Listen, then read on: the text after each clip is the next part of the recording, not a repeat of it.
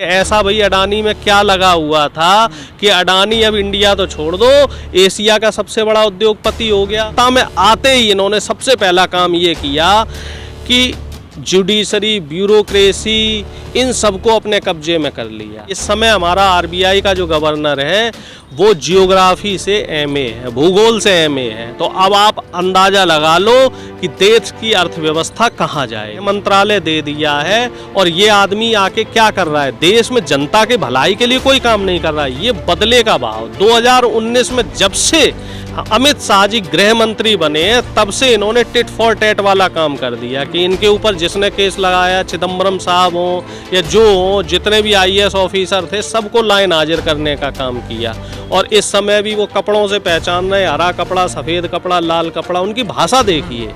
नेहरू जी 15 साल जेल में रहे, इंदिरा जी ने 200 गोलियां खाई, राजीव जी के चीथड़े उन्होंने देखे। तो उन्हें बताने की ज़रूरत नहीं है कि देशभक्ति क्या होती है, देश क्या है। प्रधानमंत्री जी का तो कुछ पता ही नहीं था। देश को तोड़ने में आरएसएस और मुस्लिम लीग का हाथ रहा। जो 2 नेशन पॉलिसी है वो कांग्रेस नहीं लाई साहब। इनके लिए धर्म मायने नहीं रखता, इनके लिए देश मायने नहीं रखता, इनके लिए मायने रखता है सिर्फ और सिर्फ सत्ता। इन्हें अपनी दुकानें चलानी है साहब, इन्हें युवा को गुमराह रखना है साहब, इन्हें देश का भविष्य गर्त में ले जाना है साहब। नारी जो है इनके लिए भोग विलास की वस्तु है, शूद्र इनके पैरों की धून है। तो इसलिए ये संविधान को कमजोर करने वाले लोग हैं। मुझे प्रधानमंत्री जी की जो स्किल इंडिया स्कीम है, जो एंटरप्रेन्योरशिप स्कीम है, ये सब टोटल फेल्योर क्यों है? आखिर इसके पीछे वजह क्या है? वजह सिर्फ और सिर्फ एक है जो मेरी समझ में आ रही है, जो मेरी अपनी समझ कह रही है। वजह यह है कि इनकी नीयत ठीक नहीं है। ये सभी लोगों के लिए एक भाव से काम नहीं करना चाहते हैं। इसी वजह से देश गर्त में जा रहा है, जीडीपी माइनस में है। जब देश आज़ाद हुआ था, नेहरू जी को देश मिला था, देश की कमान मिली थी, उस समय जीडीपी 0 थी। और 2014 में सरदार मनमोहन सिंह जी ने इनको 10% जीडीपी पे लाके छोड़ा था। कितनी सरकारी कंपनियां थी बताने की ज़रूरत नहीं है, 126 सरकारी कंपनियां थी, ठीक है। और जितनी भी पुरानी सरकारें आई हैं सबने, किसी ने 10 पीएसयू बनाए, किसी ने 15 पीएसयू बनाए, किसी ने 20 पीएसयू बनाए, किसी ने 26 बनाए। ये 2 सरकारें ऐसी रहीं। इससे पहले अटल बिहारी वाजपेयी जी की सरकार रही और अब मोदी जी की सरकार। अटल बिहारी वाजपेयी जी की सरकार में 9 पीएसयूज बंद हुए, 2 पीएसयूज बने, 9 बंद हुए, ठीक है। और हमारे मोदी जी की सरकार में 24 पीएसयू बंद हो चुके हैं और बने कितने? 1 भी नहीं। तो मतलब साफ है, निजीकरण को बढ़ावा देना, व्यापारियों को लाभ पहुंचाना। अडानी की गिनती कहाँ थी? टॉप 10 रईसों में भी नहीं था इंडिया के। ऐसा भाई अडानी में क्या लगा हुआ था कि अडानी अब इंडिया तो छोड़ दो, एशिया का सबसे बड़ा उद्योगपति हो गया। अडानी का, अंबानी का, इनका अरबों रुपया आपने माफ़ कर दिया। कैसे कर दिया? कॉरपोरेट जो सब्सिडी है वो अडानी अंबानी को क्यों दी जा रही है?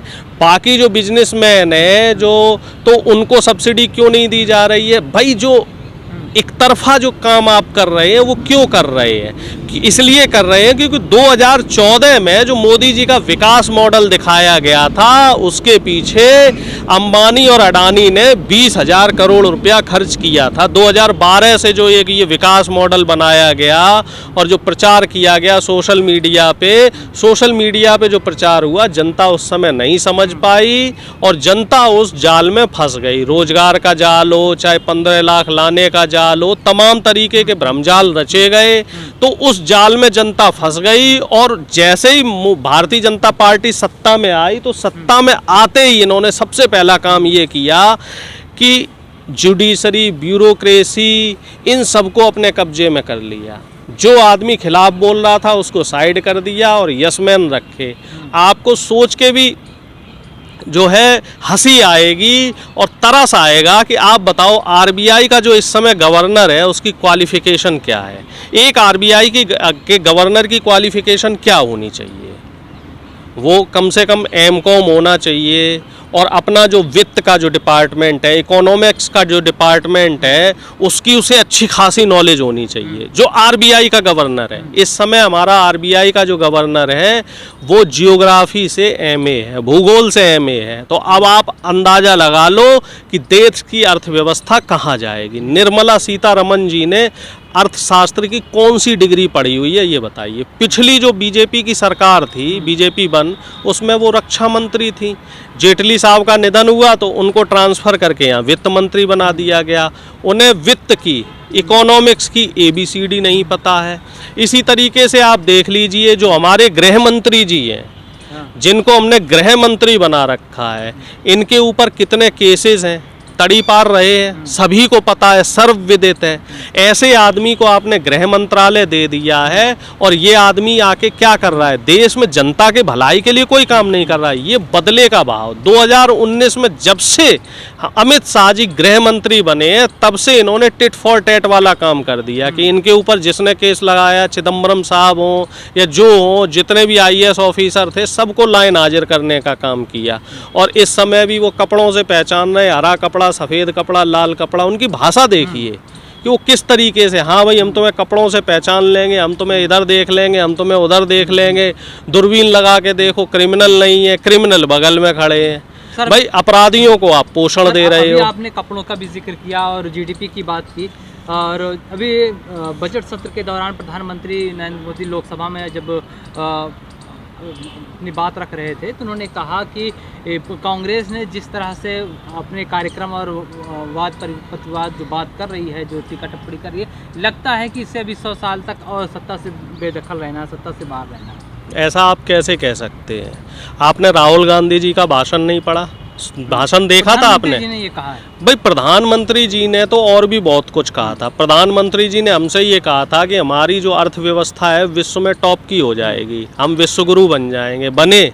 इस समय हम बांग्लादेश से भी, हमारी GDP कम है, प्रति व्यक्ति आय हमारी बांग्लादेश से भी कम है। कहाँ हम चाइना, अमेरिका जैसी विश्व की जो अर्थ शक्तियाँ हैं उनसे टक्कर लेने की बात कर रहे थे, इस समय हम बांग्लादेश से भी पीछे हैं। तो प्रधानमंत्री जी की कथनी करनी पे मत जाइए। प्रधानमंत्री जी का सिर्फ और सिर्फ एक टारगेट रहता है कि विपक्ष अगर कोई बात कहना चाह रहा है तो विपक्ष पे आक्षेप लगाएं। राहुल गांधी जी का आपने भाषण देखा होगा, बहुत प्रभावशाली भाषण था। नेहरू जी 15 साल जेल में रहे, इंदिरा जी ने 200 गोलियां खाई, राजीव जी के चीथड़े उन्होंने देखे। तो उन्हें बताने की ज़रूरत नहीं है कि देशभक्ति क्या होती है, देश क्या है। प्रधानमंत्री जी का तो कुछ पता ही नहीं है। BA की डिग्री कब की? टुकड़े टुकड़े गैंग की सरदार है। एक बात बताइए, टुकड़े टुकड़े गैंग, कांग्रेस, अगर हम टुकड़े की बात करें ना तो वो टुकड़े कांग्रेस ने जोड़े। देश जब आज़ाद हुआ था तो उस देश को जोड़ने का काम कांग्रेस ने किया था, तोड़ने का काम जो BJP का मुखिया, जो कहते हैं ना मदर कंसर्न है, RSS, उसने किया था। देश को तोड़ने में RSS और मुस्लिम लीग का हाथ रहा। जो 2 नेशन पॉलिसी है वो कांग्रेस नहीं लाई।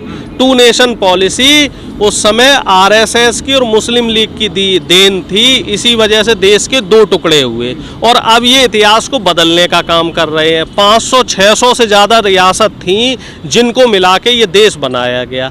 अंधभक्त भाटसेप यूनिवर्सिटी पे पढ़ते हैं और उनके हिसाब से देश 2014 के बाद आज़ाद हुआ, जबकि हालांकि बीच में अटल बिहारी वाजपेयी जी की सरकार रही है, लेकिन उसको ये BJP का शासनकाल नहीं मानते हैं, ठीक है।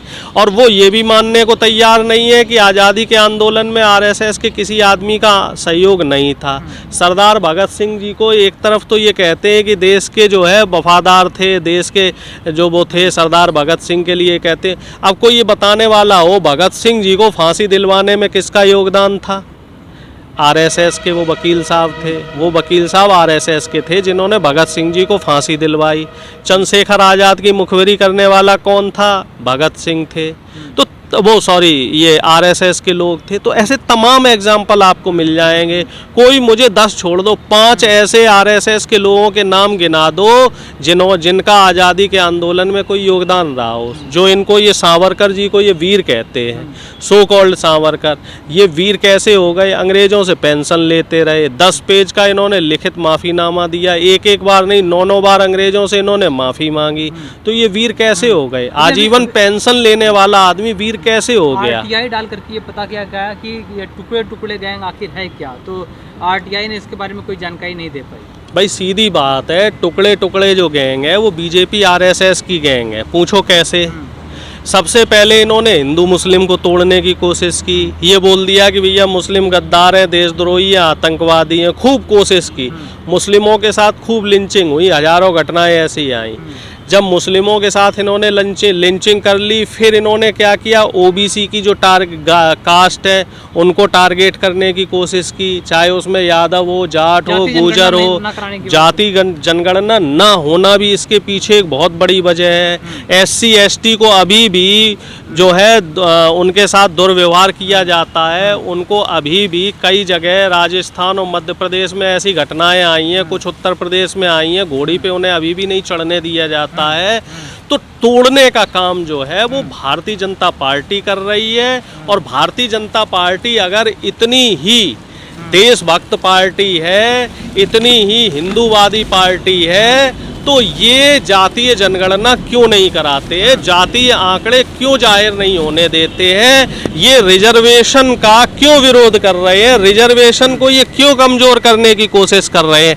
पिछड़ों की जो आरक्षित सीटें थी, उन आरक्षित सीटों में धांधली की खबरें क्यों आ रही हैं? भाई जो तमाम आरक्षित सीटों पे धांधली हो रही हैं, जो हमारे तमाम युवा हैं उनको नौकरियां क्यों नहीं दे रही है भारतीय जनता पार्टी? क्योंकि ये आम जनता के विरोधी है साहब।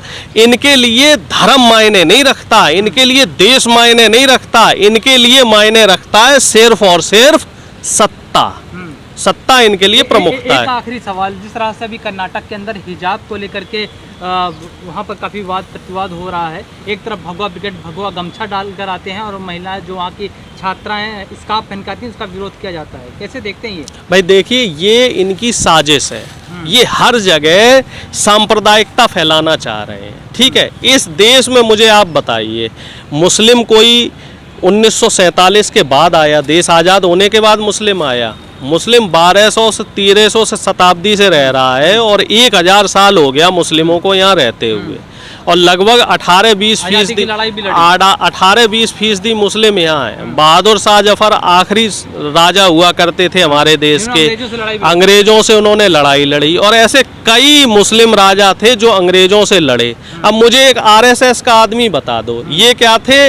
ये पहले मुगलों के यहाँ रोटी बेटी का ये लोग संबंध करते रहे, और अब इन्होंने फिर जब अंग्रेजों का शासन आ गया तो वहाँ इस तरीके की चापलूसी करना शुरू कर दिया, और जब देश आज़ाद हुआ तब इन लोगों ने देश को तोड़ने का शुरुआत कर दी, क्योंकि देश में लोकतांत्रिक व्यवस्था बन गई। इनका जो सत्ता पे एकाधिकार हुआ करता था इन लोगों का, वो देश आज़ाद होने के बाद वो एकाधिकार खत्म हो गया। उनकी मोनोपोली धीरे धीरे खत्म होना शुरू हो गई, क्योंकि आम आदमी भी पढ़ने लगा। आप बताइए, 200 साल पहले, 300 साल पहले सिर्फ 4 वर्ण हुआ करते थे, ब्राह्मण, क्षत्रिय, वैश्य और शूद्र। शूद्र को पढ़ने का अधिकार नहीं था। शूद्र की परछाई से क्या होता था साहब, कि सवर्ण अपवित्र हो जाता था। शूद्र की महिला को वस्त्र तन ढकने का अधिकार नहीं था, उस पर टैक्स लगा करता था। शूद्र के यहाँ पहला बच्चा पैदा होता था तो उसको गंगा में प्रवाहित कर दिया जाता था। इस तरीके के तमाम उदाहरण है। शूद्रों को पहले झाड़ू पे लगानी, क्योंकि शूद्रों के कहीं पैर पड़ गए तो जगह अपवित्र हो जाएगी। शूद्रों के घर में शादी हुई, जो आपने बात कही है, तो वो जो है पंडित जी महाराज की सेवा करेगी वो नारी, जाके उनके बिस्तर गर्म करेगी। तो इस तरह की तमाम चीज़ें ऐसी हैं जिन विसंगतियों को देश आज़ाद होने के बाद, जमींदारी प्रथा खत्म की गई। जमींदारी प्रथा खत्म करने से क्या हुआ, एक जो वर्ग विशेष था RSS की, जो मनवादी सोच के लोग थे, इनकी मोनोपोली खत्म हुई। टीपू सुल्तान का भी विरोध करती है ये RSS। देखो साहब, टीपू सुल्तान ने ही दलितों को और महिलाओं के लिए काम किया। टीपू सुल्तान ने काम किया, अकबर ने भी काम किया, औरंगजेब ने भी काम किया। जिसने इस देश में दलितों, शूद्रों और महिलाओं के लिए काम किया, इन्होंने उनका विरोध किया। आप देखो इतिहास में, ये अकबर का विरोध करते हैं, ये औरंगजेब का विरोध करते हैं, ये टीपू सुल्तान का विरोध करते हैं। इन तीनों लोगों का क्यों विरोध करते हैं? क्योंकि ये तीनों लोग जो यहाँ के मूल निवासी हैं, दलित, शोषित, वंचित, उनके लिए इन्होंने काम किया। सावित्रीबाई फुले का ये कभी जिक्र नहीं करते, साहू जी महाराज का ये कभी जिक्र क्यों नहीं करते? क्योंकि उन्होंने दलितों और नारी को पढ़ाने का काम किया है। ठीक है, ये लोग संविधान विरोधी लोग हैं, ये लोग बाबा साहब के संविधान को नहीं मानते हैं। बाबा साहब का भी ये लोग ताउम्र विरोध करते रहे, डॉक्टर राम मनोहर लोहिया जी का भी ये ताउम्र विरोध करते रहे, ये लोग लोकनायक जयप्रकाश का भी ताउम्र विरोध करते रहे। तो जो आदमी लोकतंत्र की और संविधान की इस देश में बात करेगा, उनके ये विरोध में रहेंगे ही रहेंगे। कांग्रेस हमेशा लोकतंत्र और संविधान की बात करती रही, इसलिए ये आप कांग्रेस को कह रहे हैं कि साहब कांग्रेस देशद्रोही है, कांग्रेस गद्दार है। भाई कांग्रेस ने देश को क्या क्या नहीं दिया, वो बताने की जरूरत नहीं है। अभी लव जिहाद को लेकर के एक कानून बनाया गया जिसमें 1 साल की सजा है अगर कोई मुस्लिम लड़का किसी मुस्लिम लड़की के, दलित या हिंदू लड़की के ब्याह करता है तो उसको सजा होगी। क्या ये प्रावधान सिर्फ मुसलमानों पर ही लागू होता है? अगर ये सब पे होना चाहिए। मैं तो ये कहता हूँ इस तरह का कानून नहीं होना चाहिए। जब आप देश हमारा संविधान से चल रहा है और अगर बच्चा बच्ची बालिग होकर एक अपनी मर्जी से शादी करना चाह रहे हैं तो उसमें मुझे तो नहीं लगता किसी को कोई ऑब्जेक्शन होना चाहिए। हम किस भारत को देख रहे हैं, हम कहाँ, हमारा विजन होना चाहिए ना। जाति धर्म तो इस देश से खत्म होना चाहिए, बल्कि इस दुनिया से खत्म होना चाहिए। हम आगे की बात कर रहे हैं, दुनिया क्या क्या नए मंगल पे जाने की बात कर रही है अमेरिका, ठीक है, नए ग्रह को खोजने की बात कर रहे हैं, नई पृथ्वी को खोजने की बात कर रहे हैं। ऐसी टेक्नोलॉजी आ गई है कि कृत्रिम हृदय लग रहा है विदेशों में, और हम अभी भी कहाँ फंसे हुए, हिंदू मुस्लिम और जाति धर्म में। भाई हम टेक्नोलॉजी की बात क्यों नहीं करते?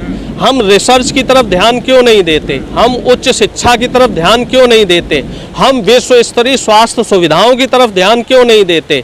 हम विश्व स्तरीय प्राइवेट कंपनीज लाने की तरफ ध्यान क्यों नहीं देते? हम अपने अच्छे इंफ्रास्ट्रक्चर की बात क्यों नहीं करते? क्यों? अगर हम ये सब बात करेंगे तो इनकी जो दुकानें हैं भारतीय जनता पार्टी की, ये दुकानें चलना बंद हो जाएंगी। इन्हें अपनी दुकानें चलानी है साहब, इन्हें युवा को गुमराह रखना है साहब, इन्हें देश का भविष्य गर्त में ले जाना है साहब। नारी जो है इनके लिए भोग विलास की वस्तु है, शूद्र इनके पैरों की धून है। तो इसलिए ये संविधान को कमजोर करने वाले लोग हैं, ये देश में सामंतवादी व्यवस्था को फिर से लाना चाहते हैं।